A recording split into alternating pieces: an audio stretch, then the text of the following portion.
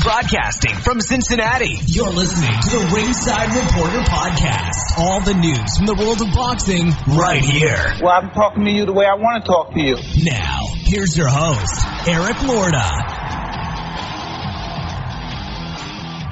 Welcome to the Ringside Reporter Podcast, where we talk about the latest boxing news. If it's related to boxing, we'll talk about it here. My name is Eric Lorda, and I'm here with my co-host, Ringside Robert, and we have a great show for you today. And as always, you can catch us on the web at www.ringsidereporter.com. And today we're going to talk about some questionable judging in Washington, D.C. this weekend, man. We're going to break down those fights. There's no doubt we got to talk about that. That judging was absolutely pathetic last night. Right. So we'll go over that. Tyson Fury has had an interesting week, and he also has some penis envy. These are Fury's words. They're not mine. These are his words, not mine. I didn't make this up. All right, okay. I'm just saying. All right, Canelo Khan is next weekend, and we'll have a full breakdown here. But first, we're going to start with lots of changes coming to the podcast. We have a big announcement at the end, but now we got a big announcement at the beginning. The first of which is our new co-host. If you don't know Joe Habib, he is one of the best hosts, reporters, and an expert on breaking down fights. You may know him from his work on Rope-A-Dope Radio and his YouTube channel, Beating the Odds with Beeb, which is honestly is one of my favorite YouTube channels, man. It really is. He's got a unique take on analyzing fights and creating breakdowns. It's an honor to have Joe Habib. Joe, welcome to the podcast, brother. Thank you, Eric. It's great to be with you, and it's great to be back with my big buddy, Robert. Ringside Robert, there baby. You go. Ringside right. Robert, once again. One of the twin powers activate. That's what we do here, Joe. That's what we do here on Ringside Reporter. We make reunions. We reunite people. That's how it is. That's what we do here. It's kind of like Victor Ortiz and Andre Berto. They were separated for 5 years, and they got together again last night. So there you go. There you go. All right, let's turn to boxing here. Let's talk about Showtime. Let's talk about the fights last night. They can't do anything right in D.C. All right, from politics to judging fights. Badou Jack versus Lucian Bute. WBC super middleweight champion Badou Jack, the Ripper, friend of the show, retained his title with a 12-round draw against former IBF champ Lucian Bute on Saturday night at the D.C. Armory in Washington, D.C. Surprisingly enough, this was promoted by Mayweather Promotions, and maybe D.C. is not a big fight town. The attendance here was only 4,135. They did, you know. Eric, they didn't have any of their local fighters on. See, with a place like D.C., you've got to have local Washington, D.C. fighters like Lamont Peterson and everywhere. This is everywhere you go. I mean, if you're hosting a card, that's like your number one thing. I know UFC is great about this. When they go to different countries or when they go to hometowns, they've got at least there's a lot of fighters from the home city on there. The judges now, here's the deal, man. The judges scored the fight 117, went to a decision, 117-111 for Badou Jack. And while the other remaining two judges saw it 114-114. I honestly, man, I tell you, I think this is a really bad decision. I watched the fight. I scored it 117-111. To me, Badou Jack was busier, even in the later rounds. If you take 10, 11, and 12, when Bute had turned it up. And that's what he did against DeGale, but he turned it up here. He may have won even when he's turning it up, 2 or 3 of those rounds. 2 of the 3 last rounds, 10, 11, and 12. I don't think he swept 10, 11, and 12. But even that's debatable. I mean, like I said, I think I gave him 2 of the last 3 rounds. But he did nothing through the fight. I thought that Badou Jack did an excellent job keeping him at bay. Those body shots. I mean, if you looked at the punch stat on the body shots, I mean, at least 10 each round, and they went up from there. I mean, he was killing his body through the fight, What were your thoughts on it? Well, my thoughts were Badou Jack clearly won this fight. I mean, I had it scored a shutout to almost the end. I actually had it. I ended up 117-111 also, but I don't know how. Look, I don't know how 2 of these and both of these judges are very experienced judges. They've scored other title fights. Look, if you want to debate that a fight was a draw on that card, you could have debated the first fight on that that we saw was a draw. But the Badou Jack fight was not a draw. It was a clear-cut It should have been a clear-cut, unanimous decision, and I don't normally agree with Floyd Mayweather, but in this case, we have to do something about the judging in boxing. In this fight, there was no way that you could have scored this thing at worst, you could have scored this thing 8-4. There's no way it could have been 7-5, and certainly no way 6-6. Joe, what about your thoughts? Yeah, I had it 8-4. I thought Jack clearly won the fight. I think one thing that was really, really being, underrated in this fight was Badu Jack's jab. It was just a real effective punch for him. And we say in boxing how important the jab is, and Badu Jack definitely exemplified that in this fight because he wasn't just throwing one jab at a time. He was throwing 2 or 3, and he would throw a couple touch jabs, and then he'd throw a hard, authoritative snapping jab, and he just really kept Bute off balance. I thought the first round could have went either way. I think at best, I agree, Robbie, 116 or 112. But the thing is with judging sometimes is Lucian Bute was so ineffective early on in this fight, and he was getting better as the fight went on. So sometimes judges will look and say, well, you know what? He was getting beat soundly early on in the round, but then he's starting to do better. So they're kind of looking at each round and they're comparing them, and they're saying, well, maybe we can give it to him, maybe we can't. That's what goes through a judge's mind sometimes. But regardless, I think if you give him every benefit of the doubt, there's no way he won more than 4 rounds. But I did give him the 10, 11, 12.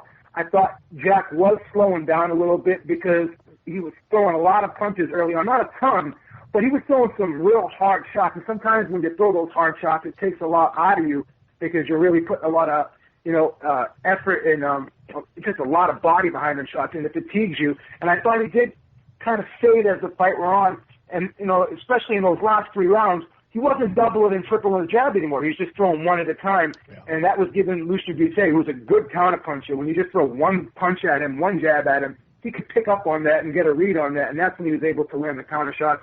He's just so effective with that left hand. When he throws that left hand, that uppercut to the body, which is a punch that a lot of fighters don't throw to the body. So when they see an uppercut coming at him, they're expecting it to come up all the way, and he just dug it right in the breadbasket. So that's a hard punch to pick up on and a hard punch to defend because a fighter doesn't usually expect that. But yeah, I agree. This was a head scratcher. I'm the type of guy where I try to give the judges the benefit of the doubt because I know this is a subjective sport, but there was just no way I could see Bute winning this fight. Yeah, I agree. I agree with you. I mean, the thing is, man, when you're, and you know this as well as I do, when you're at a professional fight or an amateur fight, you're in one seat. If you're a judge, you're in one seat. And just like when you're in the audience, you're pretty much in one seat. You don't have that advantage of the cameras moving and everything like that and, getting different angles on everything. But, and I try to give the judges the benefit of the doubt too, but this was a tough one, man. I don't know how they could have scored that fight even. I mean, that's to say that he won 6 of those. I mean, even if you have him sweeping 10, 11, and 12, where did you have him winning a round in those first 9? Maybe the first and the 8th was kind of could have went either way, maybe. But again, that's 4 rounds. Yeah. And to get back to your point about the judges. They're seated in different areas, like you said, and it's tough when the fighter is back. His back is to the judge, and the judge can only see the back, and he can't see. A fighter may move back into the ropes, and the judge could say, hey, maybe he got hit with a shot, maybe he didn't. But this fight, if you really looked at it, it was fought in the center of the ring for the most part, and it was fought primarily at a distance. So it was pretty easy to see what was going on in there, if you really think about it. I couldn't agree more. And I tell you, I think that, like I said, man, at the end, there's no reason to have a rematch with these two, even though it was a draw. I mean, this was clearly, Jack's win. I thought he really won the fight. Well, remember, guys, it's contractually set up now that DeGale and Jack won their fights, that they're going to meet either later this summer or early in the fall to unify the titles. So right, but they were talking about after the fact. So when after DeGale and Jack fight, that Lucian would be in the on the outskirts waiting. Oh, Lucian Bute is still in the mix. He's still in the mix. There's no question about that. He's a good fighter. He's a really good fighter. Yeah. I mean, he's not done by any stretch. No way. No. Yeah. But he did not deserve a draw. He deserved a loss. But Yeah, I mean, he's still relevant. I mean, he's not like some of the other fighters we're going to talk about on the cards later that are done. I mean, he's still got something left. Let's talk about the James DeGale, Rogelio Medina fight.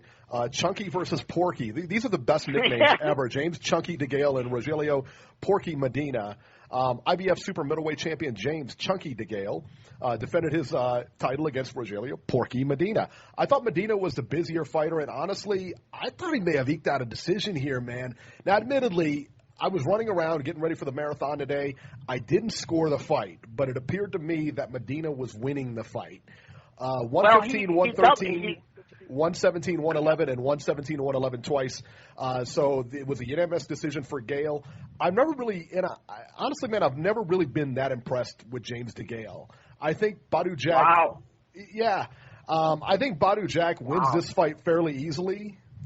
So when they fight, I think they win that fairly easily. But no, I've never really been impressed with James DeGale. I don't know what it is, and I don't know this fight. I mean, he was clearly having trouble with Medina's pressure.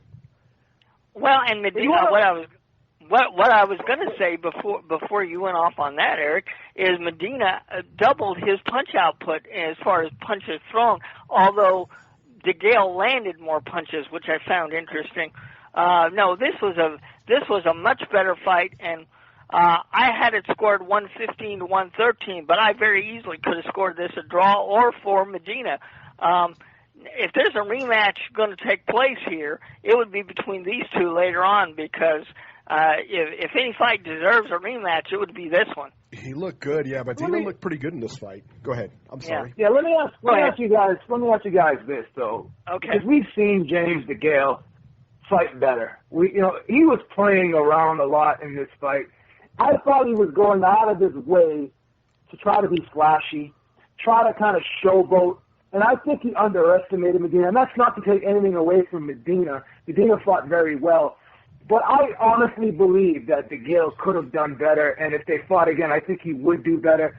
And not taking anything from Medina, Medina has a knack of knowing how to, take away those escape routes. So if a fighter is looking to circle, use the ring, he's very good at anticipating where that fighter is going to end up. So he's cutting him off at the pass, taking away those escape routes. So he's pretty good at coming in at an angle, not coming in straight. So he's hard to kind of gauge in that regard. But in the same token, we saw when James DeGale was really letting those shots go that he was the quicker of the fighter, he was the more athletically gifted, and he was the sharper puncher. I thought he landed some head-snapping uppercuts, and Medina was basically the grinder in this fight. He was the aggressor, as you guys know. But unfortunately, sometimes in this sport, body punching doesn't get rewarded, and the judges are looking more for the flash as opposed to the guy who's going in there with the workmanlike effort. And I think that the big difference here was, James DeGale was more concerned about trying to look flashy and flamboyant, and he knew where he was. He was in the United States. And I think a lot of these fighters now who have boxing skills, we're seeing fighters like even Andre Ward. We're seeing fighters, we're going to talk about Andre Dirrell later on. They're changing up their styles a little bit to try to be more entertaining because they're seeing guys like Kovalev, they're seeing guys like Triple G blowing guys out, and the networks keep bringing them back, regardless of who the opponent is because of their styles. So I think DeGale is trying too hard to look good. He actually was doing his best Roy Jones imitation last night, shucking and jiving and what have you. And, in the process of that, Medina didn't get the memo. He wasn't there to be part of the circus. He wasn't there to be the sideshow. He wasn't going to be there to be made a fool of, and he just kept coming. He was there to work.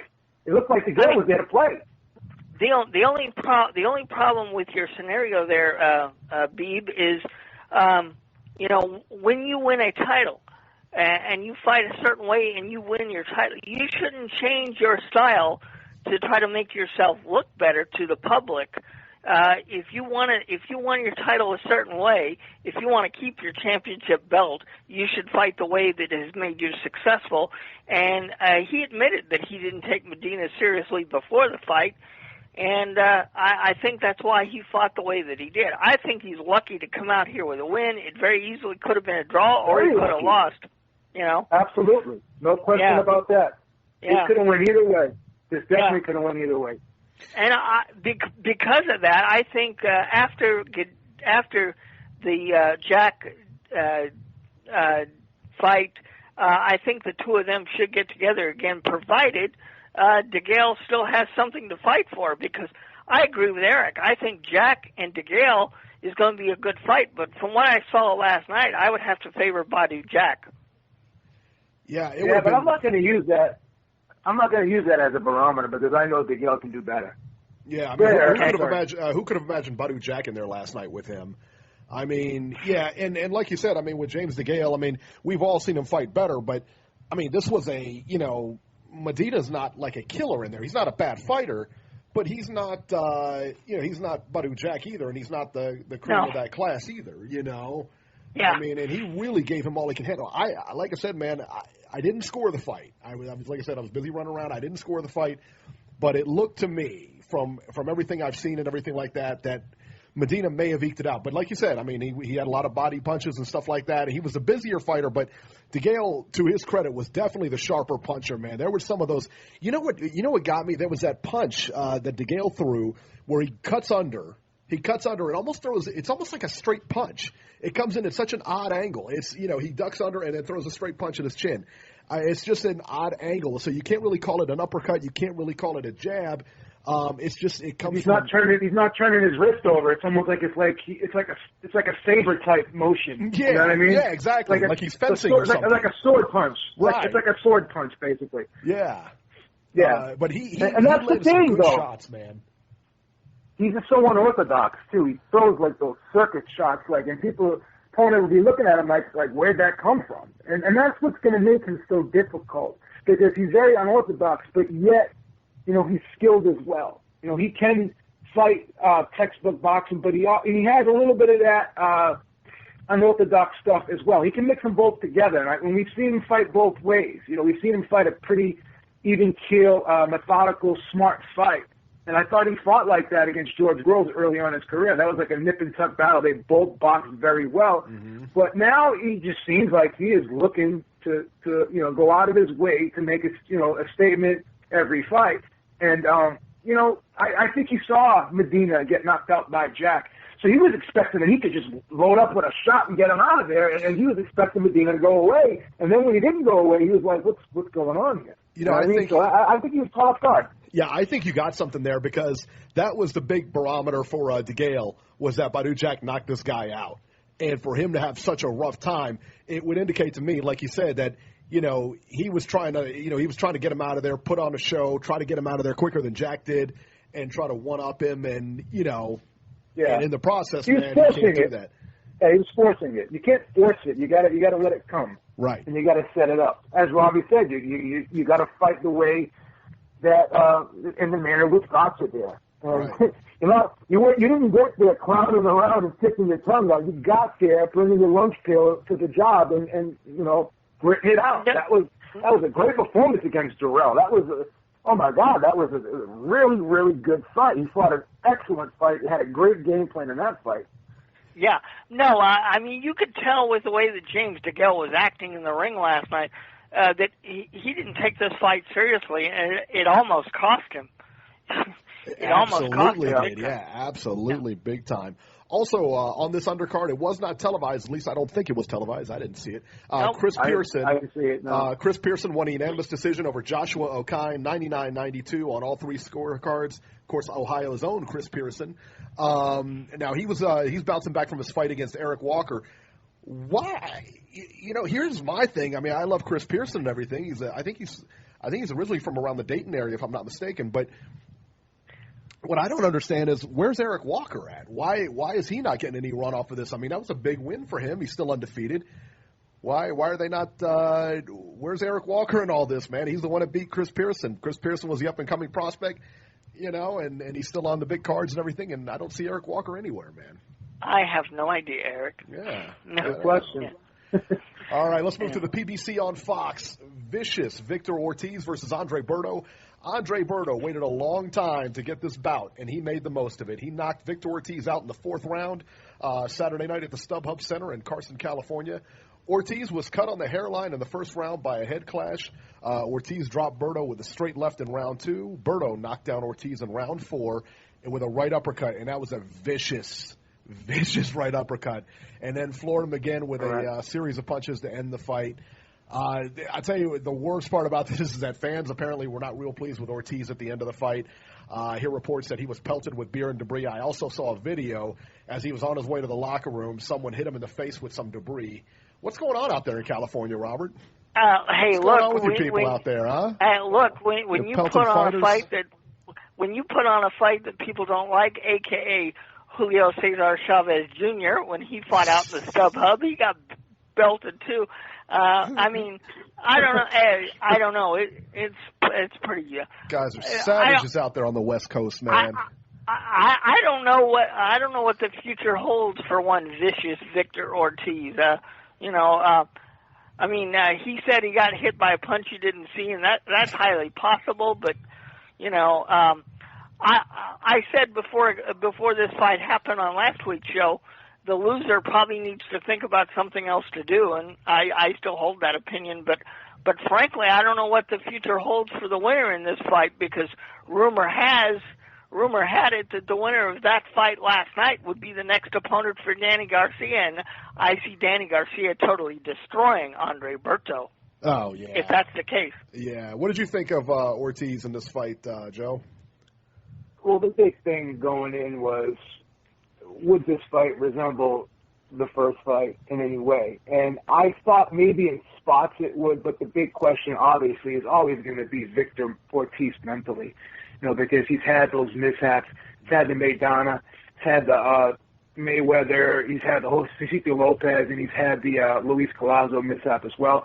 And after that Medina mishap, going into that first fight, because I was actually at the first fight, it was in Foxwoods, and I was watching that fight, and I questioned, what was going to happen to Victor Ortiz once he got hurt. And he was hurt in the first fight, went down a couple times, but, he had a look in his eye that he was not going to be denied. And he was truly relentless that night. And he wasn't going to be stopped. And he was just hell-bent on coming forward no matter what Andre Berto did. And the big thing was the body work. He took away the distance from Berto, because Berto likes that space, likes to suck you in into counter shots. And if you take that space away from Berto, he's a little bit uncomfortable when you make him fight up close. And I thought Victor Ortiz would try to do that a little bit, but I thought once he got hit a couple times, I thought he would be a little bit more reserved. And I didn't think he would bring the same ferocity in this fight that he did in the first fight.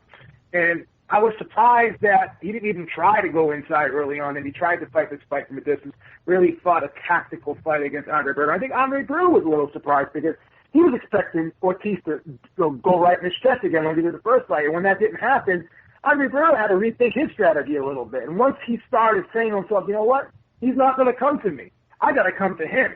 And then he started putting the pressure on Ortiz. Granted, he got sucked into a sneaky left hand, but after that, he said to himself, I'm just going to keep jabbing. Something's going to open up for me. And he kept pressing. And then Ortiz started doing less and less. And then the cut happened. And I was saying to myself, this is the story all over again. The unraveling is beginning. And lo and behold, it did, because Andre Berto sucked Victor Ortiz into that uppercut. Victor Ortiz tried to switch it up a little bit, because he knew he wasn't effective backing up. So then he decided, hey, you know what? Let me come to this guy a little bit. Let me step in. And as soon as he stepped in, which is what Andre Berto was waiting for all night, whoom, there came the uppercut. And once that uppercut landed, that was the beginning of the end. Because I was saying to myself, will Victor Ortiz get knocked down a few times in this fight and get up and fight with the same ferocity he did in the first fight? And I don't think that he was going to do that, because this is a guy that said over and over again, I don't need boxing. I can make movies. I can do Dancing with the Stars. I'm doing this. Basically telling us he's doing us a favor by letting us watch him fight. You know what I mean? Well, thank you, Victor. Exactly. Yeah. So I mean, I'm not trying to dump on the guy, but, it is what it is. And he had a look in his eye after he got up that, you know what, It was the same look. I don't deserve this. So Jack Reese asked you, how you doing? Talk to me. I mean, 9 out of 10 fighters would at least said I'm okay because, it is what it is. Like most fighters want to go on. Right. Yeah, no, he was clear. He was clear in his face when he asked him those questions. He wasn't like groggy. Obviously, he was hurt. But he was not dazed to the point where he could not answer Jack Reese's question. Do you think he quit the fight? I hate to use that word, but, to put it politely, I believe Victor Ortiz did not want to continue. Yeah. So he resigned. And this is an Ortiz thing. This is an Ortiz thing. He's found his way out of fights before, and that's what you alluded to his mental state earlier, where he had, he's got the setbacks or whatever. That's the thing. He's almost like a head case where when things get rough, he looks for ways out. That's why I think it's time that he finds something else to do, because I don't think he's mentally capable of being a boxer anymore. Yeah, he may have physical tools, but yeah. Yeah, I'll be shocked if he gets another big fight again. But again, anything is possible in boxing, and anything is possible if you are an Al Haymon fighter. Yeah, I'm gonna get a fight. I'm gonna get a fight next month. I'm really happy. Yeah. I tell you, I'm really happy for Berto in this. He didn't look good against Josesito Lopez. He won that fight. Clearly, he didn't look that great against Mayweather. Everybody thought he looked good because he went the distance. He was completely outboxing there. He didn't, it was just a shutout, But to win this fight, man, and he's going to get some more paydays. You know what? How can you not be happy for the guy? Yeah, well, it looks like his next payday, from what I hear, is Danny Garcia, and that's going to be a complete mismatch, in my opinion. Yeah, that's... He may lose, though, Robbie, but one thing about Berto is he comes to fight, and that's why you got to respect him, because even when, for instance, the Mayweather fight, he was getting frustrated, and similar to Medina getting frustrated, similar to Victor Ortiz getting frustrated. But we saw things that Medina did, like bite Mayweather's glove, try to tackle him, try to kick him. And we all saw, the incident with Ortiz with the headbutt. And Andre Dirrell just gritted his teeth, and he continued to press on, and he fought the fight like a fighter. You know what I mean? So you got to give the guy credit for the way he approaches boxing. He's always in shape. He's ripped to the bone every time we see him. And he gives it 110%. So whether or not he wins or loses, he gives it 110%. And the time he did get knocked out, he went out on his shield. He had to be carried out of there, basically. Yeah. So I respect Andre Berto for that. I'm always going to give Andre Berto credit for that. Absolutely. Yep, I totally agree. Next up the card was light heavyweights. Thomas Williams Jr. scored a second-round KO over Edwin Rodriguez. This was entertaining while it lasted, man. I tell you that. A big left hook by Williams Jr. sent Rodriguez to the canvas to end it. The time was 2:59. Both fighters, man, had their way in this fight. Both fighters had big shots. It was one of those fights that you didn't really, I didn't really know which way it was going to go. Both were just uncorking bombs in there. Yeah, no, you could tell right away it wasn't going to go the distance. It was a fun fight to watch. Absolutely. And up next for Thomas Williams apparently is Adonis Stevenson. Good luck with that. Yeah, right. Well, hey, what? Let me tell you what. Out of all the champions, Adonis Stevenson is one that you look at and say, man, he is vulnerable. Now, whether they beat him or not, but, that's one thing. But you look at him and say, you know what? He's a vulnerable guy. He is largely a one-handed fighter. And, that's a big deal. But, he does have a pretty good hand to throw. So, Yeah. I don't know, but no, that was a fun fight while it lasted. I'll say that. Did anybody? Oh, sorry. Go ahead. Well, I was going to say the big problem here with Edwin Rodriguez is when he was on the outside, instead of trying to jab his way in, he throws that looping right hand, and he throws it so wide, and as he's doing that, he leans face first when he's throwing it, and two things can happen. Obviously, he's going to walk into a punch because he's leaning face first. And he's so wide that, you can just shoot a straight punch down the middle. And Thomas Williams Jr. started seeing how wide that punch was being thrown from the outside. And if you noticed, when Edwin started jabbing his way in and he closed the space a little bit and shortened that punch up a little bit and threw it straight, he caught Williams a few times. But then he went back to that, looping it and throwing it from left field, and that's when, he gave Williams the opportunity to shoot that left hand right down the pike. And, he's got to work on that. Definitely got to work on that. You brought up the shots that he was hitting with last night, those are the shots when you see a guy's head do a 360 every time it's getting, hit with a punch, and the neck is snapping back. Those are scary shots. Those are the punches that have the residual effect on a fighter. So you got to be careful. Go ahead, Eric. You brought up a good point, and talking about the way Rodriguez threw that punch, and I noticed that as well, too. He throws a lot of wide looping shots, and like you said, he almost leads with his face. Rodriguez has 30 fights. Is this something that can be corrected, or is he too far gone in his professional career? Because I guarantee this is not the first time he's done that. You know what I mean? This is his style. No.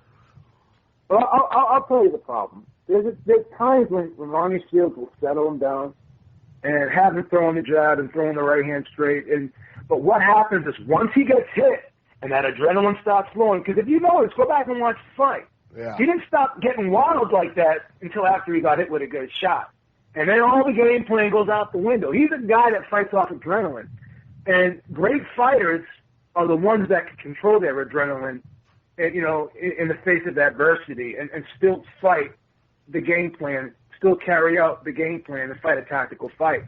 And you saw that, he was trying to implement the game plan, but every time he got hit, the game plan went out the window, and he was just trying to war with Thomas Williams Jr. And there was points in the fight where Thomas Williams Jr. was warring with him, but then he said, you know what? I'm not going to fight this guy's fight. I know what I can do. I'm going to be the smart fighter. And he waited. And then the opportunity presented himself, and boom, the sneaky left hand right down the pike, caught him. It was a clean shot, man. It was such a good fight. That was a crowd-pleasing fight. It may not have technically been the best fight, but very crowd-pleasing for sure. Now, featherweight prospect Jorge Lara was also on the card. He demolished former world champion Fernando Montiel in the first round. Lara dropped Montiel 4 times in the first round. The time at the end of this one was 1:37.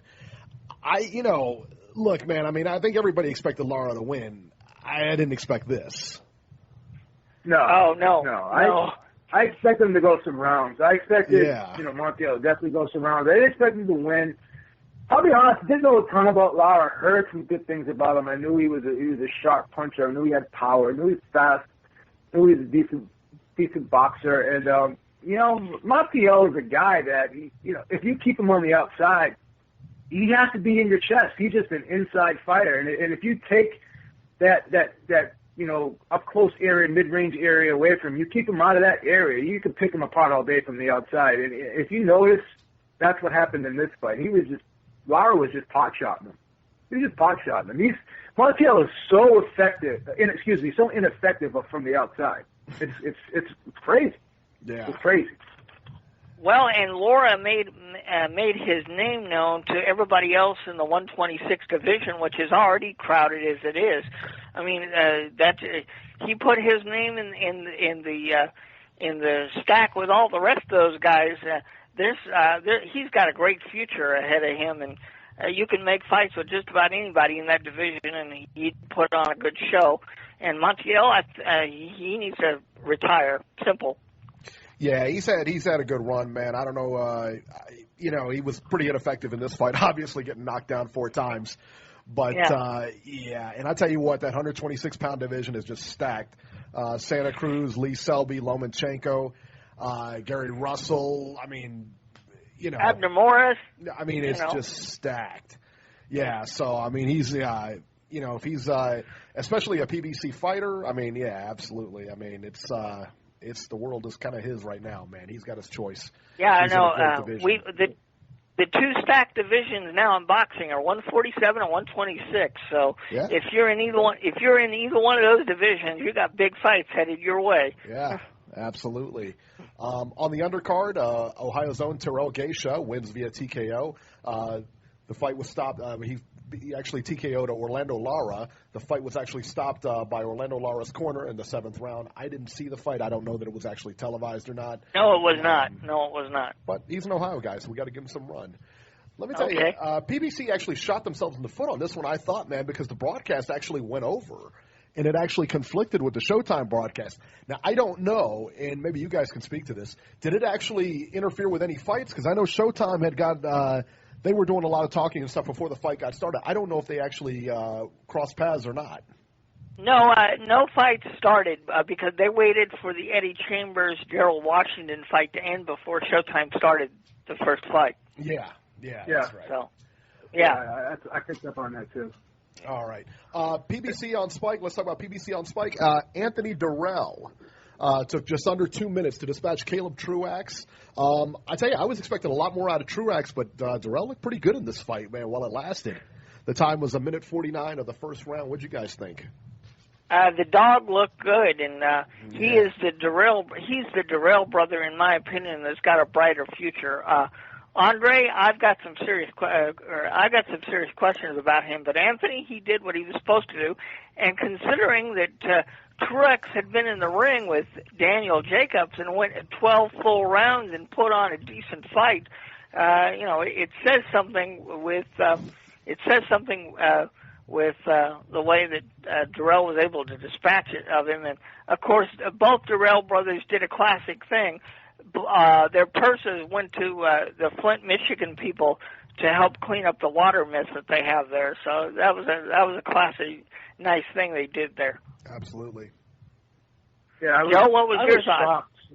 Yeah, I was shocked that Truax didn't get some rounds in here. We were talking about this. I called into Ropendale Radio last week, and we thought that Truax would hold his own against Dirrell. We didn't expect him to win, but we thought he'd have some moments. And Anthony Dirrell just caught him cold. And when have we ever seen Truax get knocked down, let alone get knocked out? You know what I mean? I think Robbie said he got knocked down once by Dana Jacobs. I have to go look at that because I don't remember. But I thought it was a 12th round stoppage, if I'm not mistaken. Yeah, I think it was. But I look at that. Okay. But I don't remember Truax ever getting waxed like this. No, certainly not. I mean, he's definitely a durable guy. I mean, he's a good boxer, durable guy. Definitely going to get your, if he's the underdog. I mean, he's always a live underdog in his fights. You know what I mean? Yeah. So I expected Dirrell to win. Yeah. I didn't expect this. For sure. No, I think Truex will come back from this. I think he'll learn from. I think he'll learn from this. Whatever he did before this fight, maybe he didn't warm up properly or something. Maybe he'll change that. But I do expect him to come back.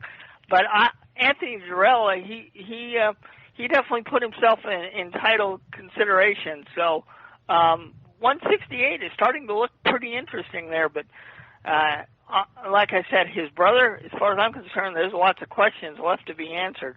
Now, Andre Dirrell had his way against Blake Caparello for most of the fight, but in the second round, Dirrell was knocked down. But, quite honestly, I mean, the rest of the fight was like watching the same round over again. It was all Dirrell. Scores were 98-91 on all three cards. My biggest problem, there's a couple things I noticed about this fight. I thought Caparello was very awkward, man. He almost looked like a southpaw Thomas Hearns. The way he carried that right hand so low, man. Almost like to his knees, and he crouched down. And his knee. Did you notice this, Joe? When he would, I guess his legs almost didn't look like they were under him at times. He's very herky-jerky. You know what I mean? And a lot of times when you fight like that, you lean your body, you lurch your body forward a lot, and you lurch it back, and you really shouldn't extend your shoulders past your knees if you're fighting, because then you're definitely going to be off balance. But, going back to what I was talking about, fighters changing up their styles, Andre Dirrell used to be a guy who used a lot of movement in there. He was a boxer. He was a guy who used the ring for defense, so he'd get you go in and out. And now I've noticed, and even in the DeGale fight, he's fighting more aggressive. He's a lot more aggressive now, and I think that's really not his game because he's not a huge puncher. I think he needs to go back to boxing more.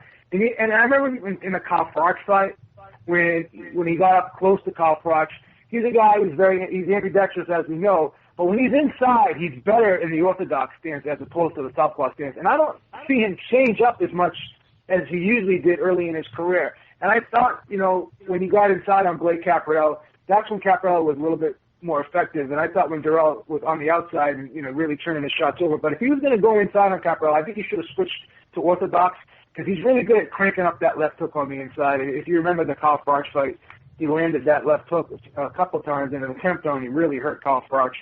And I thought he was going to go into the kill, but he did not. So, I don't know. To me, it seems like, again, another fighter trying too hard to look good. He looked like he tried too hard to knock out Caparello.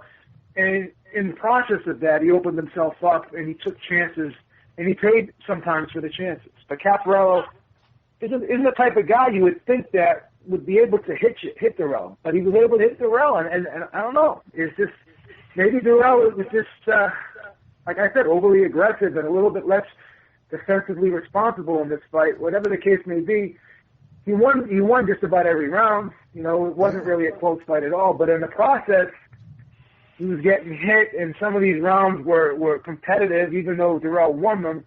They were more competitive than I anticipated, I'm sure, than a lot of people anticipated. So I kind of attribute that to Dirrell trying too hard to knock out Caparello and trying to be too aggressive because that's not his game. He can't punch like his brother. He doesn't have that shot. No. You know what I mean? And the problem with Andre, again, like we said with DeGale earlier, if you're successful using one specific style, why listen to somebody and have them change your style? You need to go what works for you. I felt I'll tell you why, Robbie. Okay. I'll tell you why they're doing this. Because, again, Dirrell's a guy who really hasn't been active lately. He's having a hard time getting fights, right? Yeah. So he's saying to himself, I got to make a statement and look good so I can get another date.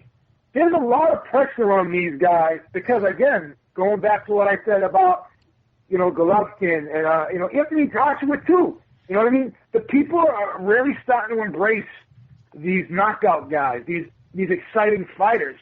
And there's a trend with the networks now. You're seeing, like, for example, Ringside, he's phased out because he doesn't have an exciting style. It doesn't matter how dominant you are. These guys know that they got to look good or they're not going to get back on TV.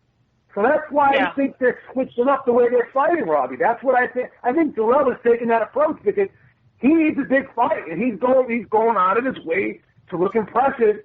And in the process of that, he's boxing less, and that's where he made his money. He's a boxer. He's not a power puncher he's not his brother.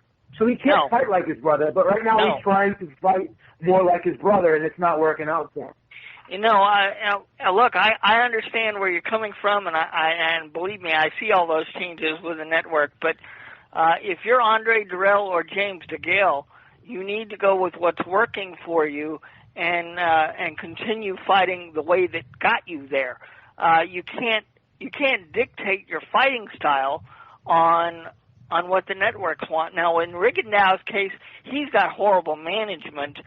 They don't know how to negotiate with anybody. That's what his problem is. Well, he's got to clean up his management before he can even concern himself with a boxing career. But go ahead, Eric. I agree with you to a point. I mean, but then we go back to the HBO fight that he had on that pay-per-view, that undercard, and everybody was just completely they did not want to see this guy again.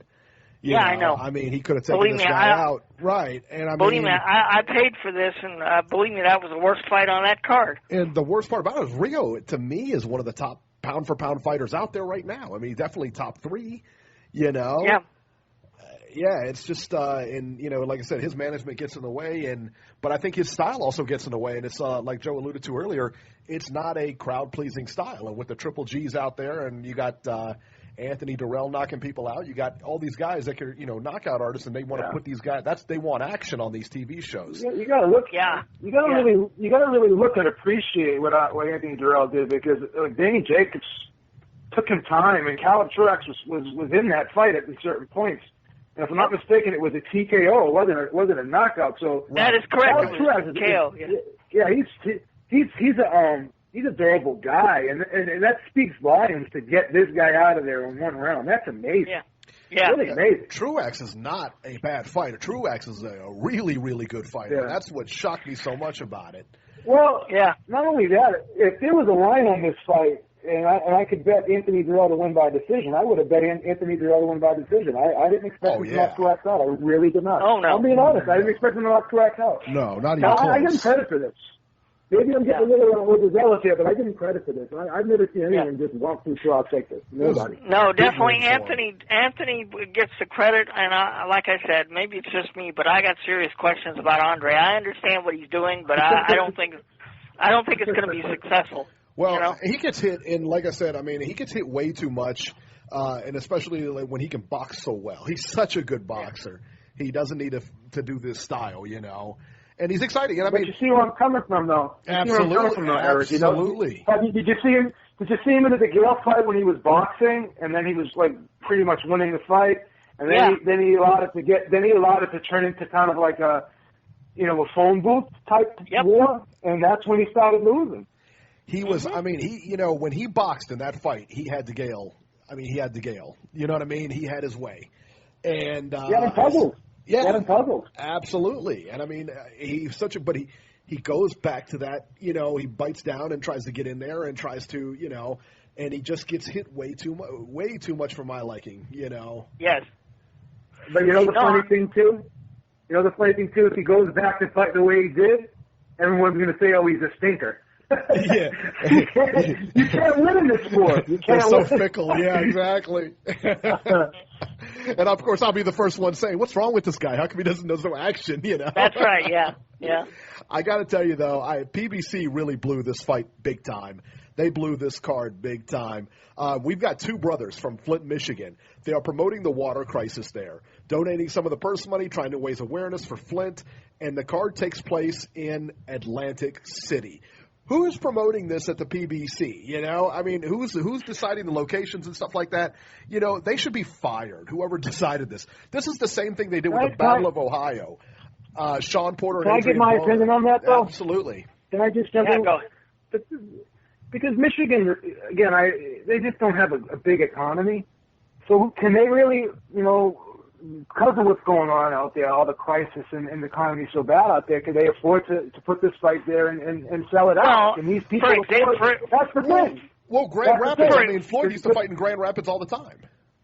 For example, Joe, I bet you they could have put this in Detroit, and they would have sold, because it's two local Michigan guys, they would have sold out Joe Louis Arena. I mean, I don't know. I don't know if they would have sold it out, but I think they would have, maybe made a little bit more money off of this. Who knows? You know.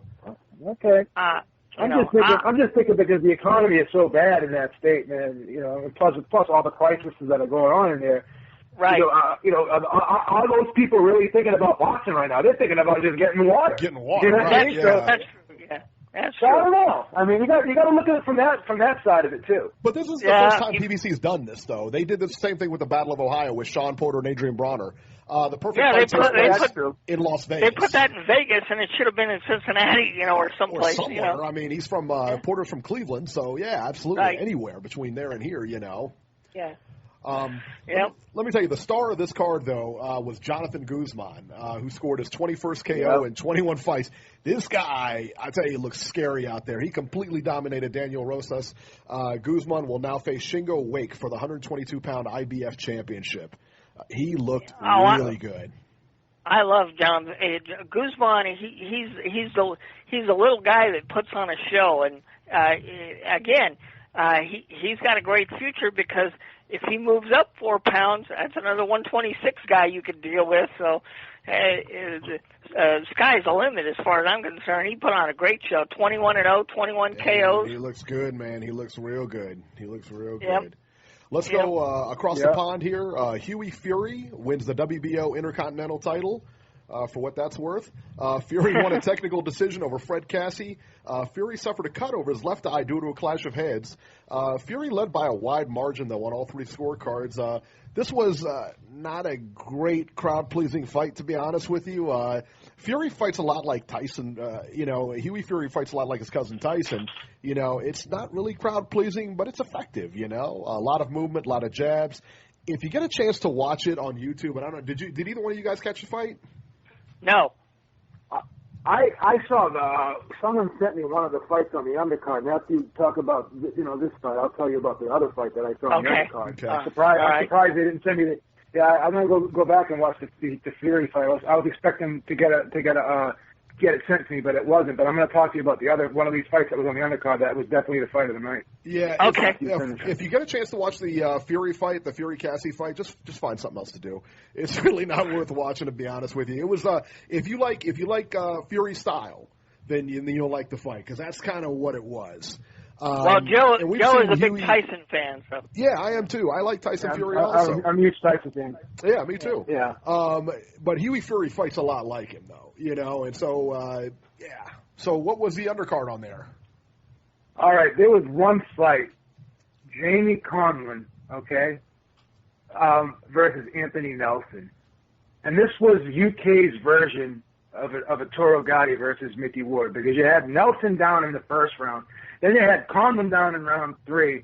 Then you had Conlan down again in round 7, and it looked like the fight was turning and he was going to be knocked out.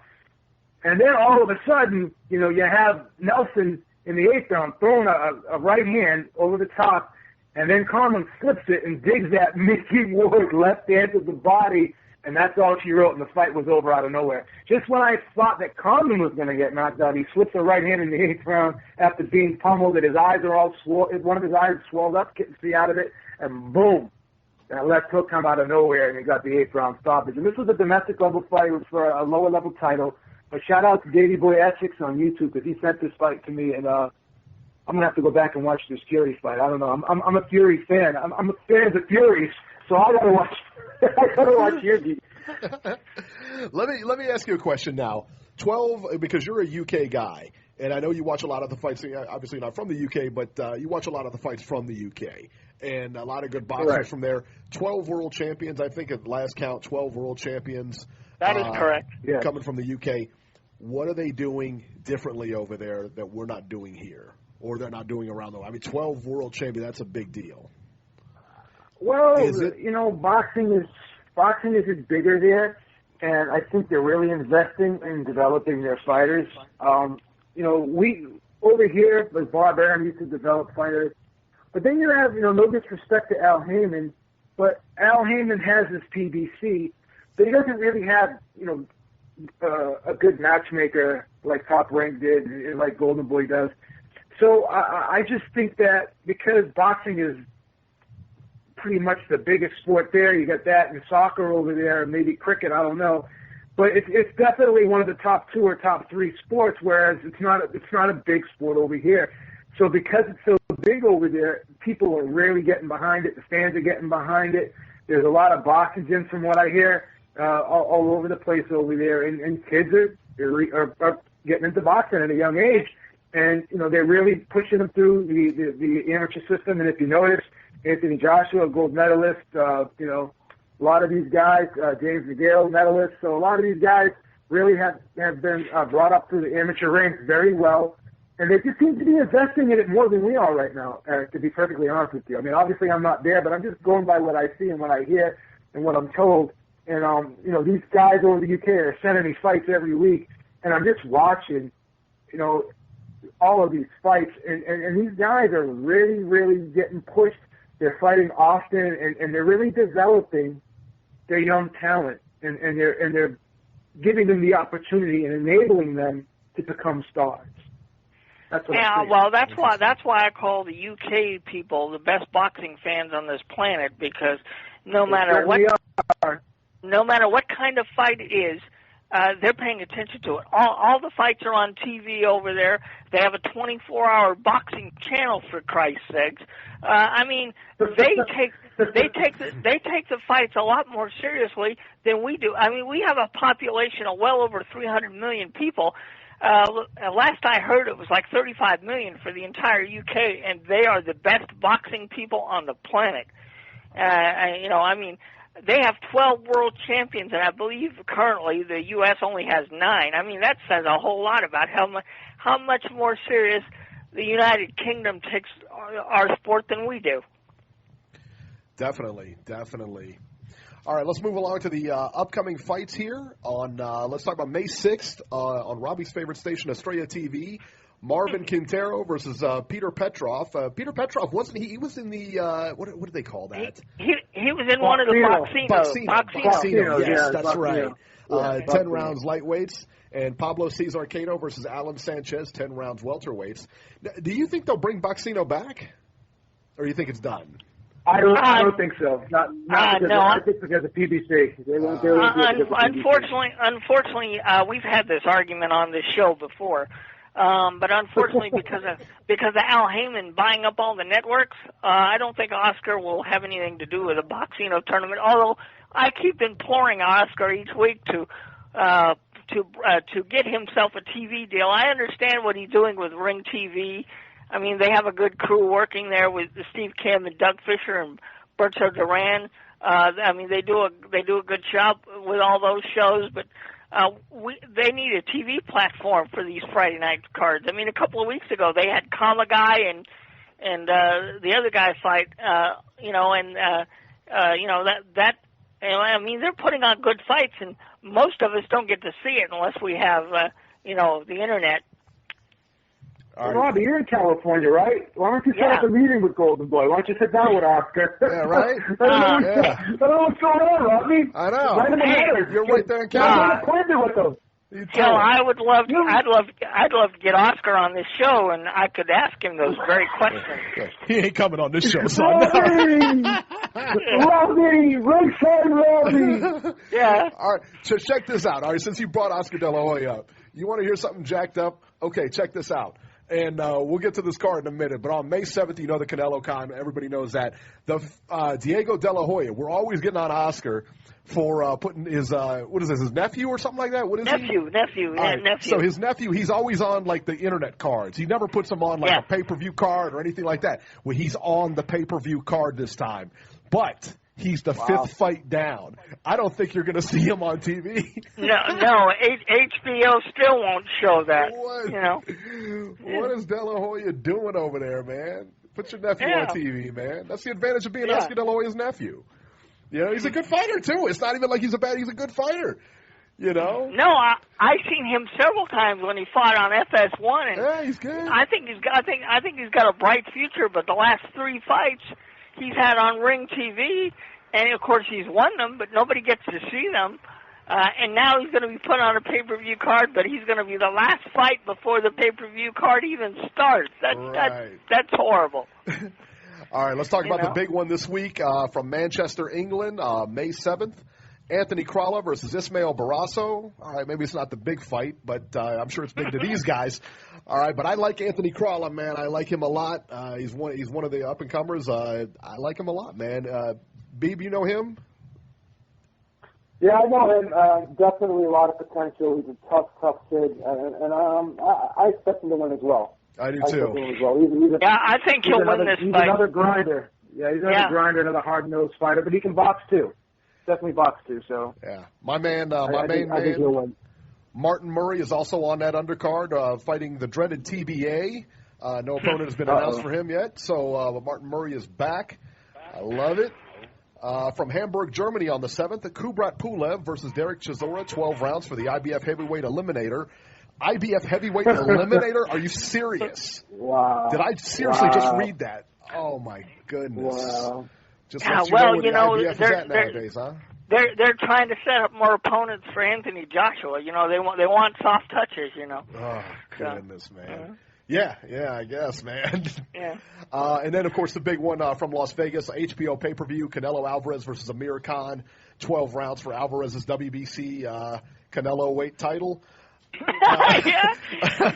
Also, too, on that undercard, David Lemieux versus Glenn Tapia, 10 rounds middleweights. Mauricio Herrera versus Frankie Gomez, 10 rounds welterweights. And Patrick Teixeira versus Curtis Stevens, 10 rounds middleweights. And, of course, Diego De La Hoya, who you probably won't see, will face Rocco Santamaro, 8 rounds or 10 rounds junior featherweights. So the first 4 fights he mentioned, that's going to be the pay-per-view card. Diego, your uncle is treating you terribly. What can I say? He must have owed somebody a favor. So, all right, fine, I'll put him on the card, whatever, you know. Yeah. You know? Wow. All right, let's break this down, man. The Canelo and Khan Let's talk about this, man, because I tell you, when this fight was made, when I first heard this, I said to myself, wow. I mean, I had no idea that this fight was even in play. And then my next thought was, wow, Khan is going to get murdered in there. But, I've kind of changed my stance on that the more the fight has come around. And I think that, while I don't know whether Khan wins or not, and I don't, but I think, I don't think it's as one-sided as, that people think. Khan's definitely got some advantages in there. Who do you think? Eric, I don't know if you've been watching the 24/7s on this fight. No. But I'm telling you, I'm very impressed with what I saw in both of the 24/7s with Amir Khan and his training. And he, in last night's episode that they showed, he admitted that he'd been having trouble making 147. And that's why he agreed to go up to 155, because he feels if he's successful and he whether he wins or loses against Canelo, of course he says he's going to win, but he feels like if he's successful, he's found a new weight class that he can compete in, because before fights, he would come in weighing in the high 150s or low 160s before he would start training. And he, in the last couple of times he's got down to 147, he's had issues making weight. So he jumped at the chance to take this fight. He wanted to do it at 152 or 153, but he said, I'm not going to argue over weight. If Canelo wants it at 155, then I was going to agree to it, because he wants to see how he does in this weight class, because he thinks he can, if he's successful enough, he looks good enough, he thinks he's going to be able to campaign at 154 on a full-time basis if he does well. Wow. Do you think... And the new Canelo weight champion, Amir Khan? That's correct. Yeah. So let me ask you, Joe, who's had the better opponents here, Amir Khan or Canelo Alvarez? Oh, wow. I think it's pretty close. But I will have to say this, though. In recent years, definitely Canelo. Overall, very close. Because Khan's had some good opponents. Medina, Danny Garcia. He fought Palazzo, Devin Alexander. He's been in there with some pretty decent names. No question about it. Kotelnik at 140. So, I think he's been in there with some good fighters. Canelo's been in there with some good fighters, especially recently, but he's also had his soft touches. There was a stretch of time when he was fighting, definitely lower-level guys. But overall, I think it's pretty close. But you're going to have to give Canelo credit for recent years, definitely better competition than Khan has, definitely, in recent years. And I think, and I don't know if you'll agree with this or not, and a question out to both of you guys, you think that Canelo's had the bigger fights? Yes, as far as the pay-per-view, under the lights, he's the star, he's the guy. He's the star right now. Right, yeah. he's the guy. Star. Do you think Canelo's that a star. No question. Do you think that has any effect on the fight? Khan has never been in a fight like this. He has never been under the big lights. Is this going to be a factor? It could. It could, but from what I've seen in the training videos, it doesn't look like it has any effect on him at all. Now, we don't get a chance to see, his reactions during all the fight week media stuff and whether they have open workouts and that kind of thing, because I don't think Khan has ever been in a fight like that where they do all the media stuff on a daily basis, and you have open workouts for the fans, and you know how they do in these big fights. Yeah. I don't think Khan has ever... I think he has, though. I think he has, Robbie. But you know what it is, Eric? If you look at Canelo in his really big fight against Mayweather, he kind of looked like he was a little bit starstruck under the lights. And even against Cotto, he did well, but I thought that fight was competitive. I thought Cotto hung in there. I thought it was a close fight. So, even in his big fights, has Canelo ever really, really, set the world on fire in any of these big fights yet? No. Against top-level guys? Has he set the world on fire? Because I thought that Anders Laura beat Canelo in their fight. Me too. Laura... Some people think Trump won too. Some people think Trump won too, Robbie. Yeah. No, Laura took... I don't know. I thought Canelo beat Trout. I thought that was pretty clear. I mean, yeah, I don't, That's fine. I had it a draw, but I mean, I understand a lot of people did have him winning. I don't have a problem getting that decision. But no Laura, in my opinion, took Canelo to boxing school, and he wasn't given credit for it. You know, so no, I mean that's the intriguing part about this fight is Khan is capable of bringing out Canelo's weaknesses. Khan has the hand speed. Khan has the foot speed. He's a mover, but also Canelo can bring out Khan's weaknesses. Khan really doesn't have a chin. If he gets hit solid, is he going to be able to take Canelo's punch? I mean, there are so many different aspects that makes this fight intriguing. This came out of nowhere. I had no idea that Canelo was even considering this fight, but once I heard about it and I started thinking about it, I'm like, you know what, this is fascinating as hell, and what a way to take over the Mexican holiday, you know. Sure. Go ahead, Joe. Let me ask you a question, Robbie, because we hear this chin thing so much. The guy's been stopped twice in his career. Manny Pacquiao has been stopped 3 times in his career. So, like, I mean, just because someone's gotten knocked out, like Tommy Hearns got knocked out, does that really mean the guy has no chin? I just think that the Garcia punch just got caught with the perfect punch. You know, we've seen him in Medina taking big shots. We've seen him take big shots against Palazzo. You know, and each time he's moved up, he's looked more durable to me. Do you think the chin is going to really come into play there, number one? And number two, is Canelo a one-punch knockout artist? We've seen Angulo just stand up there, finish the fight on his feet. We've seen Kirkland get knocked down a few times. He kept getting up. Do you think Khan is going to allow Canelo? Is Canelo going to be able to nail Khan down and put those 2 to 3 to 4 punches together to get him out of there? No, can he catch him? Can he catch him with one punch and just get him out of there? I don't think so, Robbie. That's my opinion. To answer both of your questions, the answer to both of them is no. I don't think Canelo is a one-punch person. I've never seen him do that to anybody. One time. Yeah. Did it one time. You know. Canelo's got to put his punches together, and that's why the Khan hand speed and the foot speed is going to come into play here, because I think Khan is going to make Canelo move around the ring an awful lot, and we're going to find out what kind of conditioning that Canelo has, because remember, Canelo has always been accused of having stamina issues late in fights. So, no, this fight is very intriguing on several levels. Eric? Going back to the chin issue, you can toss the Bradis Prescott fight out. All right? Okay. That was, I mean, like I said, anybody can get caught cold. I think Caleb Truax kind of proved that.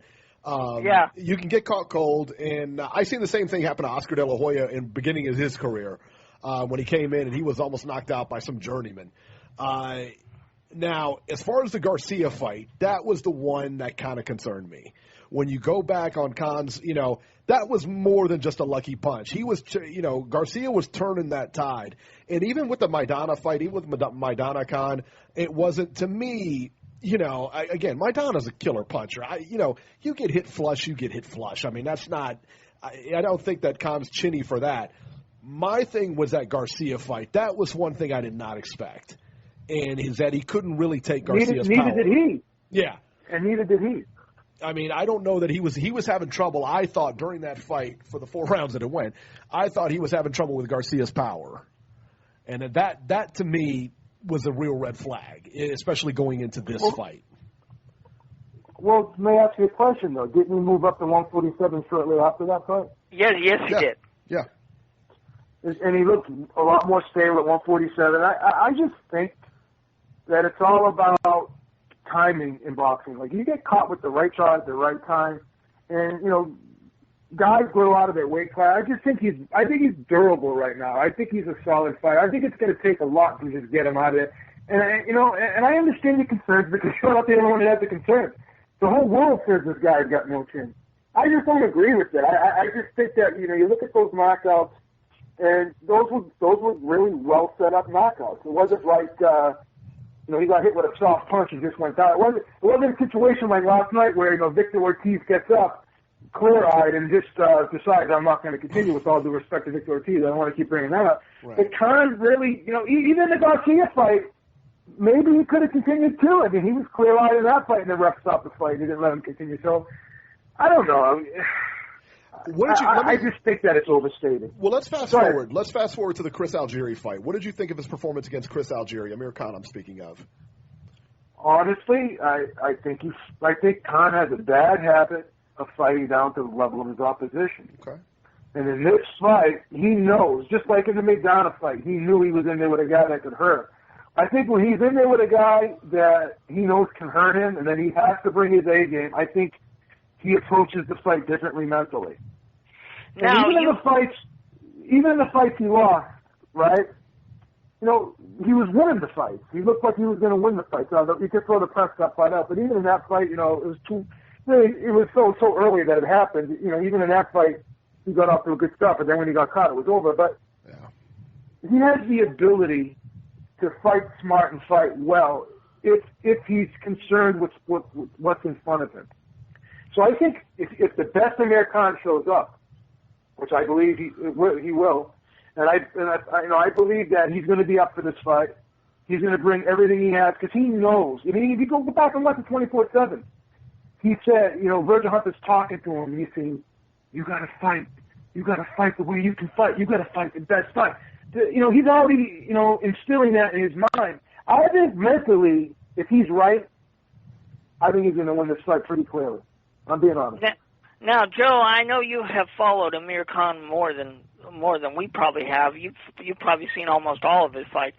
Do you think 154, considering what he said last night about the weight, do you think the 154 weight class would be good for him? Because I see that he would have the same problem that he's going to have against Canelo. A lot of those guys would be too big for him. Do you think 154? I don't think so, Robbie. No? Okay. I don't think so. He's about 5'10". They list him at 5'8". He looks closer to 5'10" to me because Canelo's 5'9". Stands up to Canelo. He's taller than Canelo. So I think they got the height wrong there. He's a tall guy, like 5'10", got long arms. Kell Brook's a big guy, too. I think these guys can legitimately be 154-pounders. Okay. The thing is Canelo should probably be a legitimate 160-pounder.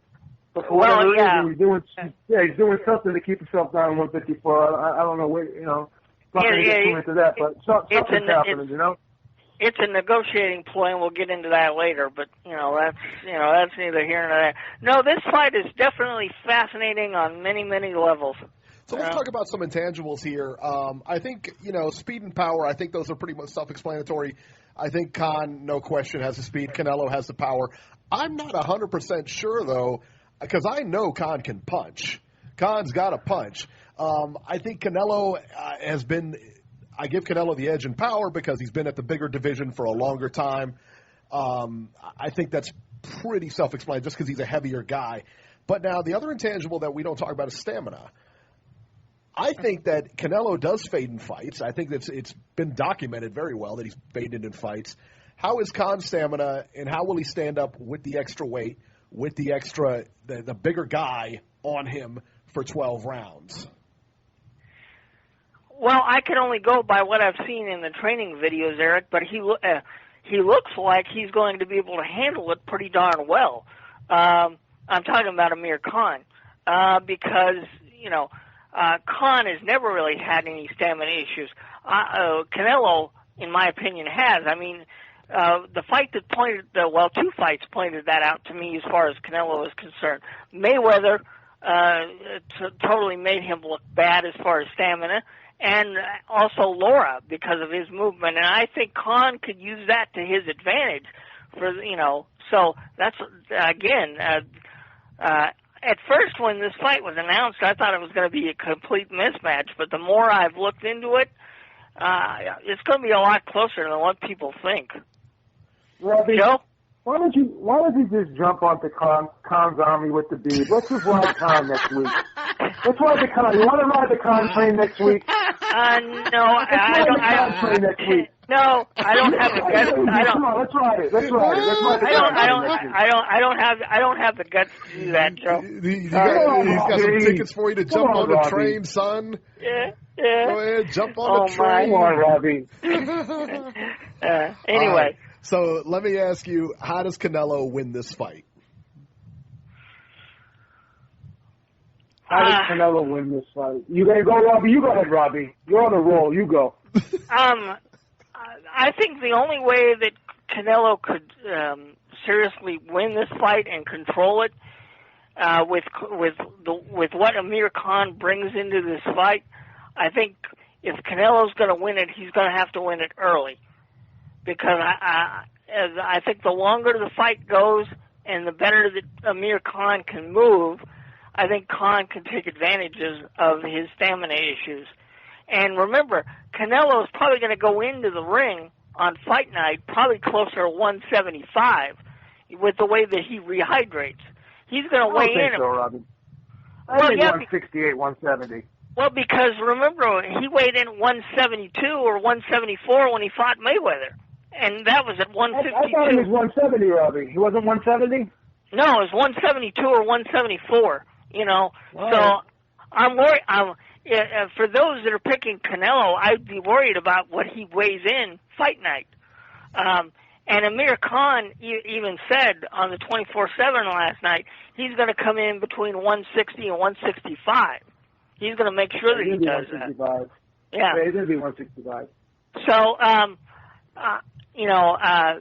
I think if Canelo wins, he's going to have to win it early. I think the longer it goes, and if Khan is successful in using his hand speed and foot speed and moving and taking Canelo's punch, I think Canelo is going to have to win it early.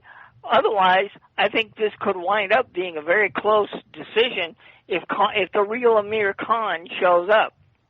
Jump on the train, Robbie, please. He's on that Khan train, son. Jump on the train. I'm going to switch you. I got a couple days. To switch you. I'm going to switch you, Robbie. I'm going to ship you the UK shirt right now, baby. Give me the address. All right. So, Joe, let me ask you, how does Khan win this fight? Khan will win this fight with activity, with movement, with speed. And you know the funny thing, I was watching that 24/7 yesterday, too. And one thing really jumped out at me, okay? Reynoso, the trainer Reynoso, okay?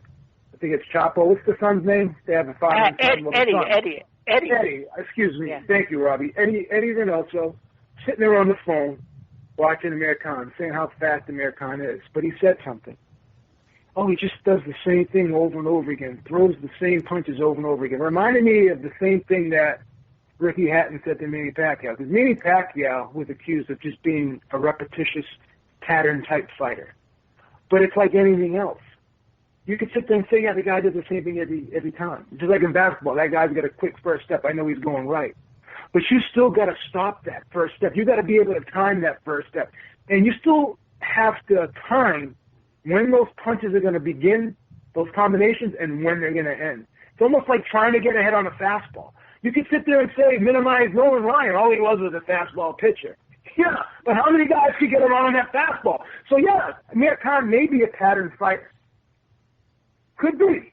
But you still got to time when those combinations start and when they're going to end. So that's going to be hard to do. So if you can't time him, and if Amir Khan maybe throws 4 punches and Canelo's expecting him to throw 2, and he's not ready for the 3rd and the 4th, those punches are going to land. So I think Khan definitely has the potential, and he's going to have the opportunities to outwork Canelo, because Canelo starts slow.